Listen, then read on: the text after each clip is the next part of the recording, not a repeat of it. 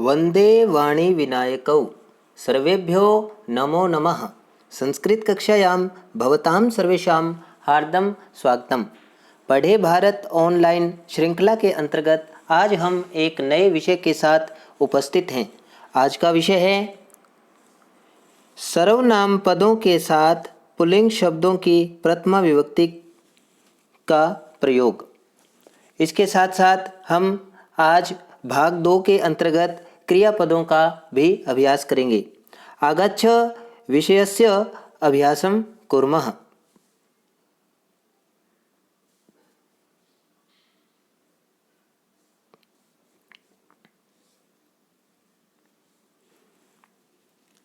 Pulling सर्वनाम पद। सर्वनाम पदों का पुल्लिंग शब्दों की प्रथमा विभक्ति के साथ आज वाक्य रचना करते समय हम क्रियापदों का भी प्रयोग करेंगे।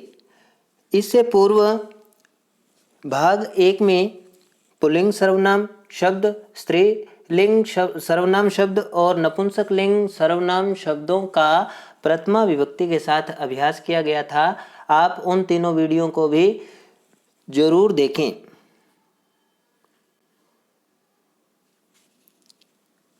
आप सभी जानते हैं कि पुल्लिंग में पास के लिए, निकट के लिए हम किसका प्रयोग करते हैं? यह के लिए एषः, एतौ, एते। एक वचन में एषः, द्विवचन में एतौ, बहुवचन में एते। वह के लिए सः, तौ, ते। अर्थ वह, वे दोनों, वे सब। कौन या क्या? प्रश्न निर्माण के लिए हम पुल्लिंग में कः, कौ, के इन पदों का प्रयोग करते हैं। हमने इससे पूर्व इसके साथ शब्दों का प्रयोग किया था। जैसे पुल्लिंग शब्द था लड़का, इसका रूप कैसे बनता है? बालकः, बालकौ, बालकाः। आज हमारे लिए जो क्रियापद है, क्रियापद प्रथम पुरुष की पहचान कौन सी 3 ध्वनियों से होती है? भवन्तः सर्वे जानन्ति। यदि नहीं जानते हैं तो आप इससे पूर्व क्रिया नाम से एक वीडियो बनाया गया था, उसमें इस विषय पर विस्तार से चर्चा की गई है। लट लकार प्रथम पुरुष वाले वीडियो में भी बताया गया है कि लट लकार प्रथम पुरुष की पहचान कौन सी 3 ध्वनियों से होती है। एक बार पुनः उन तीनों ध्वनियों पर मैं फिर से चर्चा करता हूँ। ति, तः, अन्ति। किसी भी धातु के साथ ति, तः, अन्ति का प्रयोग करते हैं तो वह लट लकार के प्रथम पुरुष के एक वचन, द्विवचन और बहुवचन के क्रिया रूप बन जाते हैं। जैसे चलना का चलति, चलतः, चलन्ति। चलति एक चल रहा है, चलतः 2 चल रहे हैं, चलन्ति बहुत सारे चल रहे हैं। अब हम क्रम से अभ्यास करेंगे। सर्वनाम पदों का सीधा क्रियापदों के साथ भी प्रयोग कर सकते हैं। सर्वनाम पदों के साथ पुल्लिंग शब्दों का प्रयोग करके भी हम वाक्य निर्माण कर सकते हैं। यथा एषः एकवचनम चलति, एषः चलति। यह चल रहा है, मतलब कोई लड़का है या कोई पुरुष है, वह चल रहा है। जैसे पास में जा रहा है तो कोई 2 विद्यार्थी जा रहे हैं, आपसे पूछे कौन चल रहा है, आप बता रहे हो कि यह चल रहा है। द्विवचन में प्रयोग करो, एतौ चलतः।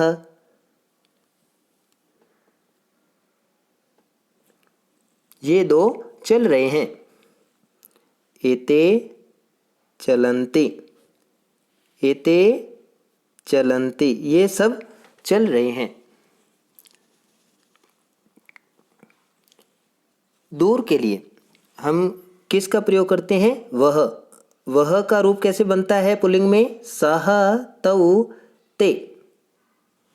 जो तत् शब्द है उसका पुल्लिंग में शब्द रूप कैसे बनता है? सः, तौ, ते। अब इस का सीधा क्रिया के साथ प्रयोग करते हैं, चल धातु के साथ, तो रूप कैसे बनेगा? सः चलति। वाक्य क्या बन गया? वह चल रहा है। सः चलति। तौ चलतः, वे दोनों चल रहे हैं। ते चलन्ति, वे सब चल रहे हैं। एषः चलति, यह चल रहा है। एतौ चलतः, ये दोनों चल रहे हैं। एते चलन्ति, ये सब चल रहे हैं। सः चलति, वह चल रहा है। तौ चलतः, वे दोनों चल रहे हैं। ते चलन्ति, वे सब चल रहे हैं। अब हम किम शब्द के पुल्लिंग अर्थ में प्रथमा विभक्ति के रूप में किम शब्द का प्रयोग करते हुए वाक्य निर्माण करेंगे। तो क्या बनेगा? कह, जब भी किम शब्द का रूप होगा वह हमेशा प्रश्नवाचक के रूप में प्रयोग होगा। इससे हमेशा प्रश्न बनेगा। जैसे कह चलती, कौन चल रहा है?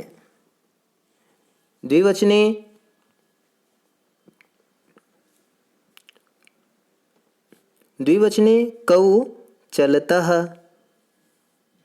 कौन दोनों चल रहे हैं? बहुवचने के चलन्ति, कौन चल रहे हैं? मतलब दो से ज्यादा हैं। कह चलती, कौ चलतः, के चलन्ति। इस प्रकार से हम प्रश्न निर्माण करते हैं। सर्वनाम, पुल्लिंग सर्वनाम शब्दों के साथ क्रियापदों का इस प्रकार से प्रयोग होता है। अब पुल्लिंग सर्वनाम शब्दों के साथ पुल्लिंग शब्दों का प्रयोग करते हुए क्रियापदों का भी प्रयोग हो जाता है। आप इसको ध्यान से देखिए। सबसे पहले सर्वनाम शब्द हैं, उसके बाद में पुल्लिंग शब्द हैं और उसके बाद क्रियापद है। आपने कुछ नहीं करना, सीधा इनको आपस में जोड़ देना है। जैसे एषः बालकः चलति, यह लड़का चल रहा है। प्रश्न क्या होगा? एषः कः चलति, एषः कः चलति, यह कौन चल रहा है? आप उत्तर देंगे एषः बालकः चलति। एतौ कौ चलतः, ये दोनों कौन चल रहे हैं? उत्तर क्या आएगा? एतौ बालकौ चलतः, ये दोनों बालक चल रहे हैं। ये दोनों बालक चल रहे हैं।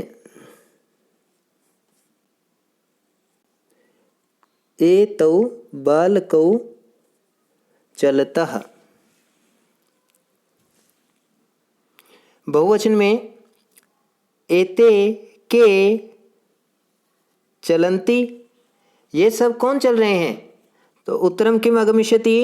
एते बालकाः चलन्ति, ये सब बालक चल रहे हैं। अब एषः के साथ हमने प्रयोग कर लिया। अब हम प्रयोग करते हैं इसी प्रकार से। आपने एषः का जैसे मैंने बालक के साथ किया, आप गज और शौचिक का भी प्रयोग कर सकते हैं और नीचे से अन्य क्रियापद ले सकते हैं। अब मैं सह का प्रयोग करूंगा और सीव्यति का प्रयोग करूंगा इसके साथ क्रियापद का। सीव्यति सिल रहा है। सह कह सीव्यति, वह कौन सील रहा है? मतलब कोई कपड़ा सील रहा है, वह कौन कपड़ा सील रहा है? दूर से देखा होगा, दिखाई नहीं दे रहा, और नज़दीक पर जाने से पता चला कि वह क्या है? एक शौचिक है। तो आप उत्तर देंगे सह शौचिकः सीव्यति, वह शौचिक सिल रहा है, कपड़े सिल रहा है। सह शौचिकः सीव्यति। तौ कौ सीव्यतः, वे दोनों कौन सील रहे हैं? वे दोनों क्या सील रहे हैं? तो उत्तरम किम आगमिष्यति? तौ शौचिकौ सीव्यतः। ते के सीव्यन्ति, उत्तरम किम आगमिष्यति? ते शौचिकाः सीव्यन्ति। ते शौचिकाः सीव्यन्ति। वे सब दर्जी सिल रहे हैं। अब इसी प्रकार से हम प्रयोग करेंगे अस्ति स्तः सन्ति का।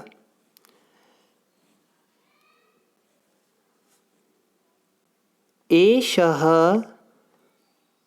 गजः अस्ति। एषः गजः अस्ति। यह हाथी है। प्रश्न क्या होगा इसका? एषः कः अस्ति, यह कौन है? एषः कः अस्ति, एषः गजः अस्ति। प्रश्न किया हमने एतौ कौ स्तः, ये दोनों कौन हैं? गज का प्रयोग कर रहे हैं तो इसका उत्तर क्या आएगा? एतौ गजौ स्तः। एतौ गजौ स्तः, ये दोनों दो हाथी हैं।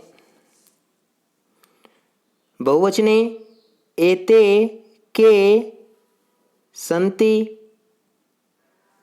ये सब कौन हैं? उत्तरम किम आगमिष्यति? एते गजाः सन्ति। एते गजाः सन्ति, ये सब हाथी हैं। अब सह का प्रयोग करते हैं हम बालक के साथ। सह कः अस्ति, वह कौन है? उत्तरम किम आगमिष्यति? सः बालकः अस्ति। द्विवचने तौ कौ स्तः, वे दोनों कौन हैं? तो उत्तरम किम भविष्यति? तौ बालकौ स्तः। तौ बालकौ स्तः। ते के सन्ति, वे सब कौन हैं? ते के सन्ति। उत्तरम किम आगमिष्यति? ते बालकाः सन्ति। ते बालकाः सन्ति। इस प्रकार से हम वाक्य निर्माण कर सकते हैं। आप एक वचन एषः बालकः अस्ति, एतौ बालकौ स्तः, एते बालकाः सन्ति। सह का प्रयोग कर रहे हैं। सः गजः चलति, तौ गजौ चलतः, ते गजाः चलन्ति। कः सीव्यति, सौचिकः सीव्यति। कौ सीव्यतः, सौचिकौ सीव्यतः।